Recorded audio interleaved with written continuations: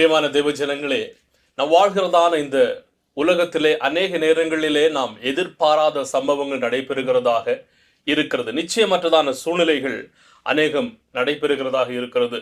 ஜனங்கள் தங்களுக்கென்று பாதுகாப்பாக சொல்லி பணத்தின் மீதும் தங்களுடையதான படிப்பின் மீதும் தங்களுடையதான வேலைகள் மீது தாங்கள் சார்ந்திருக்கிறதான சமுதாயத்தின் மீது தங்களுடையதான கவனத்தை அவர்கள் செலுத்துகிறவர்களாக இருக்கிறார்கள். நம்முடைய வாழ்க்கையிலே பலவிதமான அலைகளும் போராட்டங்களும் மேடுகளும் பள்ளங்களும் கடந்து வருகிறது உண்டு. ஆனால் அந்த விதமான நிலைமைகளிலும் நம்முடைய வாழ்க்கையின் நம்பிக்கையாக, நம்முடைய வாழ்க்கையின் கோட்டையாக நாம் யாரை தக்க வைத்துக் கொள்ளுகிறோம் என்கிறது மிகவும் முக்கியம். சங்கீதக்காரர் சொல்லுகிறார், சங்கீதம் 18:2, கர்த்தர் என்னுடைய கண்மலையும் அவரே என்னுடைய கோட்டையுமாக காணப்படுகிறார் என்று சங்கீதம் 18:2 சொல்லுகிறார். இன்றைக்கு காலை வேளையிலே நாம் கர்த்தர் என் கோட்டை, எந்தன் கோட்டை என்கிறதான தலைப்பிலே இந்த சங்கீதம் 18:2 இந்த ஒரு பகுதியை மிகவும் சுருக்கமாக நாம் இன்றைக்கு பார்க்க போகிறோம். கோட்டை என்று சொல்லுகிறதுடையதான அர்த்தம் என்ன? கோட்டை என்று சொல்லுகிறது ஒரு பாதுகாப்பான இடமாக காணப்படுகிறது. தாங்கள் வசிக்கிறதான இடத்திலும் ஒரு உயரமான பகுதியிலே கட்டப்பட்டதான ஒரு பகுதியாகவும் அது காணப்படுகிறது. அதை சுற்றிலும் இருக்கிறதான சுவர்கள் மிகவும் வலுவானதாகவும் எந்த நிலையிலும் அவைகள் அசைக்க முடியாததாகவும் அதற்குள்ளதாக அடைக்கலத்திற்கு வருகிறதான ஜனங்களுக்கு மிகவும் பாதுகாப்பான ஒரு அரணாகவும் அது காணப்படுகிறது. பழைய காலகட்டத்திலே யுத்தங்கள் அதிகமாக நடைபெறுகிறது உண்டு. எனவே ஜனங்கள் தங்களுடைய பாதுகாப்புக்கு அவர்கள் அணுகுகிறதான ஒரு இடம் இந்த கோட்டையாக காணப்படுகிறது.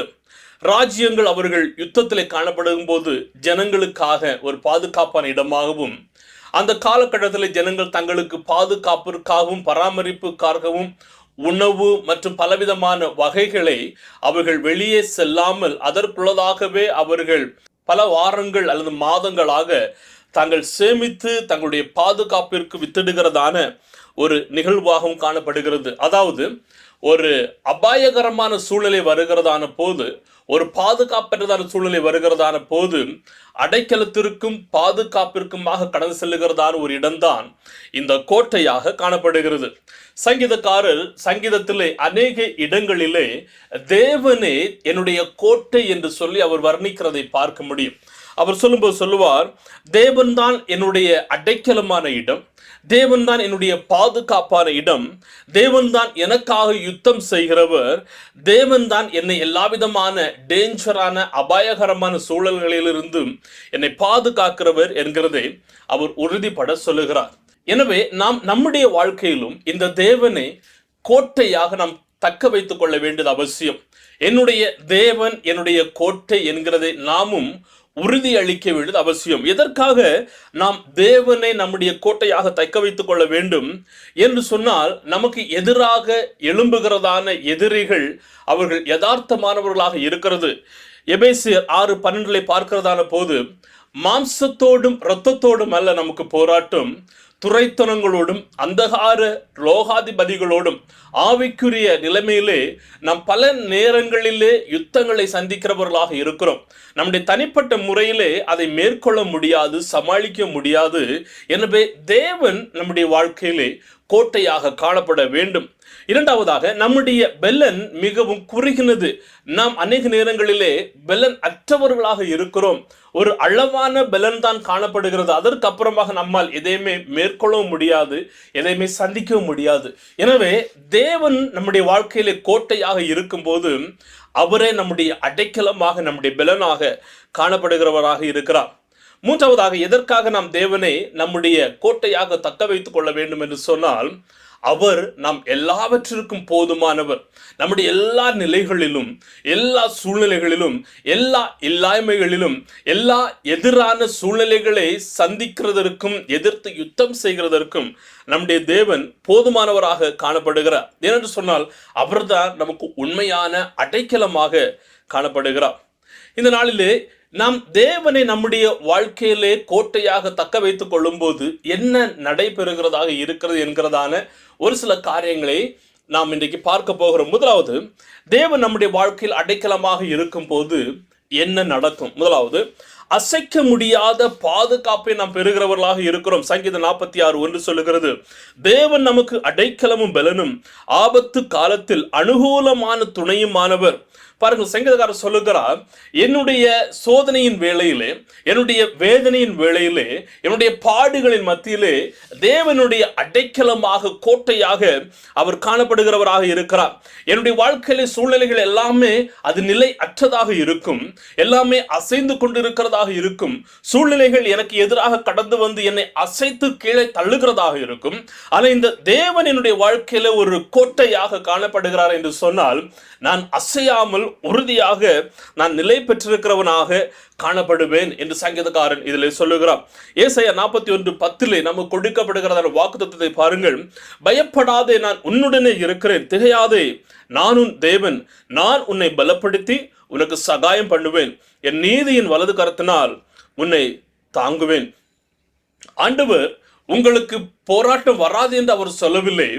ஆனால் அந்த போராட்டத்தின் மத்தியிலே என்னை நீங்கள் தக்க வைத்துக் கொள்வீர்கள் என்று சொன்னால், என் மீது உங்களுடைய நம்பிக்கை காணப்படுகிறீர்கள் என்று சொன்னால், உங்களுடைய பயம் இந்த போராட்டத்தின் மீது நீங்கள் வைக்காமல் என்னை சார்ந்திருப்பீர்கள் என்று சொன்னால், நான் உங்களை பலப்படுத்துவேன், உங்களை பாதுகாப்பேன், உங்களை மேலே கொண்டு வருவேன் என்று சொல்லுகிறார்.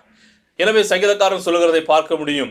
சங்கீதம் 121:7 கர்த்தர் உன்னை எல்லா தீங்குக்கும் விலக்கி காப்பார், அவர் உன் ஆத்துமாவை காப்பார். நாம் பார்க்க முடியாத அபாயகரமான சூழ்நிலைகளிலும் இருந்து தேவன் நம்மை பாதுகாக்கிறவராக இருக்கிறார்.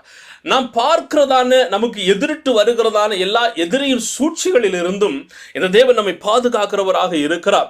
நம்மை சத்துருவானும் தொட்டு நம்மை விழத்தள்ளுவான் என்று எதிரிகள் நினைக்கிறதான அந்த சூழ்நிலையில் இருந்தும் அவர் நமக்கு கோட்டையாக முன்பதாக நின்று நம்மை பாதுகாக்கிறவராக இருக்கிறார்.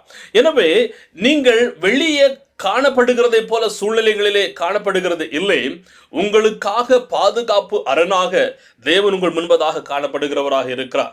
அசைக்க முடியாத ஒரு பாதுகாப்பை இந்த தேவன் அவர் கோட்டையாக நமக்கு கொடுக்கிறவராக இருக்கிறார். இரண்டாவதாக, தேவன் நம்முடைய வாழ்க்கையிலே கோட்டையாக இருக்கும்போது பயம் தனது வல்லமை இழக்கிறது, அதாவது பயம் செயலிழந்து போகிறதாக இருக்கிறது. சங்கீதம் 27:1 சொல்லுகிறது, கர்த்தரின் வெளிச்சமும் என் ரட்சிப்புமானவர், யாருக்கு பயப்படுவேன்? கர்த்தரின் ஜீவனின் பலனானவர், யாருக்கு அஞ்சுவேன்? பயம் நம்முடைய வாழ்க்கையிலே வரும், ஆனால் அது நம்மை ஒருபோதும் கட்டுப்படுத்த முடியாது. ஒருவேளை முன் காலகட்டத்திலே பயத்தின் வழியாக நாம் பலவிதமான தீர்மானங்கள் எடுத்திருக்கலாம். பயம் நம்மை வேரோடை அழிக்கிறதான ஒரு சூழ்நிலையை கொண்டு சென்றுட்டு இருக்கலாம். பயம் நம்மை வழி நடத்தி இருக்கலாம். ஆனாலும் இப்போது இந்த தேவன் நமக்கு கோட்டையாக இருக்கிறதான போது விசுவாசம் நம்மை நடத்துகிறது, சமாதானம் நம்மை ஆளுகிறது, பயம் நம்முடைய வாழ்க்கையிலிருந்து அது அறவே நீங்கி போனதாக காணப்படுகிறது. எனவே இந்த தேவனை நம்முடைய வாழ்க்கையிலே கோட்டையாக கொள்ள வேண்டும். மூன்றாவதாக, அவரை கோட்டையாக நாம் காணப்படுகிறதான போது என்ன நடக்கும் என்று சொன்னால், குழப்பத்தின் மத்தியிலும் நமக்கு சமாதானத்தை கொடுக்கிறதான தேவன்.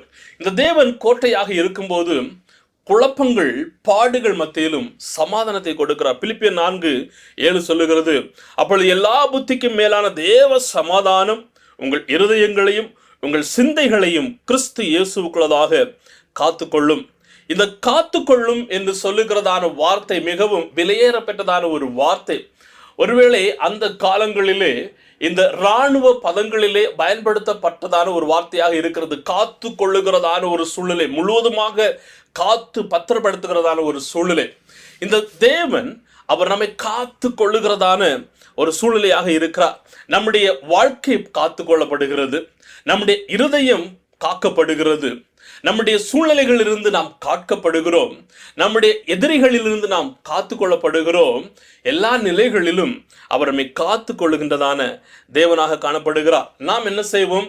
ஒரு அமைதியான சமாதானமான ஒரு வாழ்க்கையை வாழுகிறதற்கு முடிகிறது. எப்படி? தேவன் நம்முடைய வாழ்க்கையிலே கோட்டையாக காணப்படும் போது. நான்காவதாக, இந்த தேவன் நம்முடைய வாழ்க்கையிலே கோட்டையாக இருக்கும்போது நாம் ஆவிக்குரிய வாழ்க்கையிலே பலம் உள்ளவர்களாக மாறுகிறோம். சத்ருவின் கட்டுகளினாலும் பாடுகளினாலும் ஆவிக்குரிய யுத்தங்களை நாம் ஒருவேளை சந்தித்து தேவனுக்கு எதிராகவும் தேவனை விட்டு விலகியும் தேவனை விட்டு தூரம் போயும் இருக்கிறதான ஒரு நிலைமையிலே இருந்து நாம் பலன் பெற்று தேவனுக்காக வைராக்கியம் உள்ளவர்களாக வாழ ஆரம்பிக்கிறோம். 2 தெசலோனிக்கேயர் 3:3 சொல்லுகிறது, கர்த்தரோ உண்மையுள்ளவர், அவர் உங்களை ஸ்திரப்படுத்தி தீமை நின்று விலக்கி காத்து கொள்ளுகிறவராக இருக்கிறார். உங்களுடைய விசுவாசம் வளர ஆரம்பிக்கிறது, உங்களுடைய சகிப்பு தன்மை பெருக ஆரம்பிக்கிறது. நீங்கள் எளிதாக அசைக்கப்படக்கூடிய நிலைமையில இல்லாமல் மிகவும் வலு பெற்றவர்களாகவும் விசுவாசத்தில் நிலை பெற்றிருக்கிறவர்களாகவும் காணப்படுகிறவர்களாக இருப்பீர்கள். எப்போது நடக்கும்? தேவனை நம்முடைய வாழ்க்கையிலே கோட்டையாக நாம் கொள்ளும்போது. கடைசியாக சத்துரு நம்முடைய வாழ்க்கையிலே வந்து நம்மை அலட்டாதபடிக்கு அவனுக்கு எந்த அனுமதியும் கொடுக்கப்படுகிறது இல்லை. தேவன் அவன் வேரோடை அழிக்கிறவராக இருக்கிறார். யோவான் 10:28 சொல்லுது பாருங்கள், நான் அவைகளுக்கு நித்திய ஜீவனை கொடுக்கிறேன், அவைகள் ஒருபோதும் கெட்டு போவதில்லை, ஒருவனும் அவைகளை என் கையிலிருந்து பறித்து கொள்வதும் இல்லை. கோட்டைக்கு என்று சொல்லி ஒரு சுவர் காணப்படுகிறது. அது பலவீனமான சுவர் அல்ல, மிகவும் பலன் நிறைந்ததான சூழலாக காணப்படுகிறது. அதனுடைய அர்த்தம் என்னவென்று சொன்னால், ஒருவேளை சத்துரு உங்களுடைய வாழ்க்கையை தாக்குகிறதற்கு முயலலாம், ஒருவேளை உங்களை அழிக்கிறதற்கு கூட பலவிதமான திட்டங்களை அவன் தீட்டலாம். ஆனால் உங்களுக்கு தேவன் ஒரு பாதுகாப்பான வளையத்தை கொடுத்து அவர் நித்திய ஜீவனை கொடுக்கிறவராகவும் அந்த சத்துருவின் அனுமதியை அவர் இழக்க செய்கிறவராகவும் காணப்படுகிறார். ஒரு உதாரணத்தை நான் உங்கள் மத்தியில் சொல்ல விரும்புகிறேன். மிகவும் கொடிதான மழை பெய்து கொண்டிருக்கிறது, பல வாரங்களாக மழை. ஜனங்கள் வெளியே சென்று எந்த விதமான சூழ்நிலைகளுக்கும் அவர்கள் தங்களை ஈடுபட முடியாமலும் எதையுமே வாங்குகிறதற்கோ எதுவுமே செய்ய முடியாத ஒரு சூழ்நிலை. பல நாட்களாக மழை, வெள்ளம் பெருகி கொண்டே இருக்கிறது. ஆனால் இப்படிப்பட்டதான ஒரு சூழ்நிலையிலே நீங்களும் நானும் ஒரு கோட்டை ஆகிய அடைக்கலத்திற்கு நாம் நேரே ஓடுகிறோமே என்று சொன்னால், அங்கு நமக்கு பாதுகாப்பு கொடுக்கப்பட்டு தேவையான உணவுகள், பொருட்கள் என்று சொல்லி எல்லா நிலையிலும் நாம் பாதுகாப்பான ஒரு நிலைமையை நாம் உணர்கிறவர்களாக இருக்கிறோம்.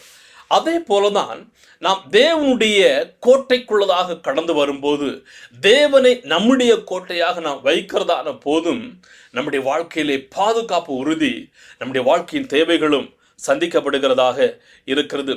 எப்படி நாம் இந்த தேவனை நம்முடைய வாழ்க்கையிலே கோட்டையாக நாம் அமைத்துக் கொள்ளுகிறது? அவரை நாம் நம்ப வேண்டும். எல்லா நிலைகளிலும் அவரை நாம் நம்புகிறவர்களாக காணப்பட வேண்டும். நம்முடைய கிறிஸ்தவ வாழ்க்கையை ஒவ்வொரு நாளும் நாம் பிரதிபலிக்கிறவர்களாக இருக்க வேண்டும். நம்முடைய பேச்சிலும் நடக்கையிலும் செயல்பாடுகளிலும் கிறிஸ்தவன் என்கிறதை நாம் நடைமுறைப்படுத்துகிறவர்களாக காணப்பட வேண்டும். நாம் இந்த உலகத்துள்ளவைகள் எல்லாவற்றையுமே விட்டு விட்டு அவருக்காக நாம் வாழ்கிறவர்களாக காணப்பட வேண்டும். பொல்லாத விதமான காரியங்கள் மீது நம்முடைய கோட்டையை வைக்காத படிக்கு, உலக பிரகாரமான செயல்கள் மீது நம்முடைய கோட்டையை வைக்காத படிக்கு, நம்முடைய கோட்டையாக அவரை மாத்திரமே தக்க வைத்து மற்றவைகளை எல்லாம் விட்டுவிட வேண்டும். கடைசியாக அவரை நம்முடைய வாழ்க்கையிலே அழைக்கிறவர்களாக இருக்க வேண்டும். அதோடு கூட விட்டுவிடாமல் அவரை முழுமையாக ஈடுபட வைக்கிறவர்களாக இருக்க வேண்டும். அவருக்கு முக்கியத்துவம் கொடுக்கிறவர்களாக இருக்க வேண்டும். அவருக்கு முக்கியத்துவம் கொடுக்கும் போது இந்த தேவன் நம்முடைய வாழ்க்கையில கோட்டையாக காணப்படுகிறார். அவர் சுற்றிலும் அவர் கோட்டையாக இருக்கும்போது எந்த சூழ்நிலையும் நாம் அசைக்க முடியாத ஒரு நிலைமையை சந்திக்கிறவர்களாக இருப்போம். என்னை கேட்டுக்கொண்டிருக்கிறதான அருமையான தேவ ஜனங்களே, ஒருவேளை உங்களுடைய வாழ்க்கையிலே பலவிதமான சூழ்நிலைகளிலே எதிரி போராடுகிறவனாக இருக்கலாம். வியாதி என்கிறதான போராட்டம், பாடுகள் என்கிறதான போராட்டம், ஒருவேளை பண ரீதியான பிரச்சனைகள், பிள்ளைகள் நிமித்தமாக பிரச்சனைகள், பிள்ளைகளை குறித்ததான கவலைகள் என்று சொல்லி எல்லா விதமான சூழ்நிலைகளிலும் நீங்கள் போராடுகிறவர்களாக இருக்கலாம். ஆனால் இந்த தேவனுக்கு நீங்கள் முக்கியத்துவம் கொடுத்து அவரை கோட்டையாக நீங்கள் மாற்றுகிறீர்கள் என்று சொன்னால், அவர் உங்களை சுற்றிலும் கோட்டையாக இருந்து உங்களை பாதுகாத்து வழிநடத்துகிறதான தேவனாக இருக்கிறார். நாம் கற்றுக்கொள்ளுகிறதான பாடம் என்னவென்று சொன்னால், தற்காலிகமான பாதுகாப்புகளில் நம்பிக்கையை ஒருபோது வைக்காதீர்கள். தினமும் தேவனிடத்தில் ஓடி வாருங்கள். தேவனாகிய கோட்டைக்குள் எப்போதுமே நிலைத்திருங்கள். உங்கள் அடையாளத்தை தைரியமாக அறிவிக்கிறவர்களாக காணப்படுங்கள். பிரியமானவர்கள், உங்களுடைய வாழ்க்கையிலே அலைப்புறதான பிரச்சனைகள் வரும், போராட்டங்கள் வரும், யுத்தங்கள் எழும்பும். ஆனாலும் உங்களுடைய வாழ்க்கை அசைக்கப்படுவதில்லை. ஏன்? இந்த தேவன் உங்களுடைய வாழ்க்கையிலே அவர் கோட்டையாக காணப்படுகிறார். ஒருவேளை இந்த தேவன் உங்களுடைய வாழ்க்கையில் நீங்கள் கோட்டையாக இதுவரையிலும் வைக்கவில்லை என்று சொன்னால், இப்போதே அவரை அழையுங்கள், கோட்டையாக முன்னிறுத்துங்கள். அவரே உங்களுடைய காரியங்களை வாய்க்கு செய்கிறவராகவும் உங்களுக்கு பாதுகாப்பான அரணாகவும் காணப்படுவார். கர்த்தர் தாமே உங்கள் ஒவ்வொருவரோடும் கூட இருந்து உங்களை ஆசீர்வதிப்பாராக. ஆமேன், ஆமேன். God plus.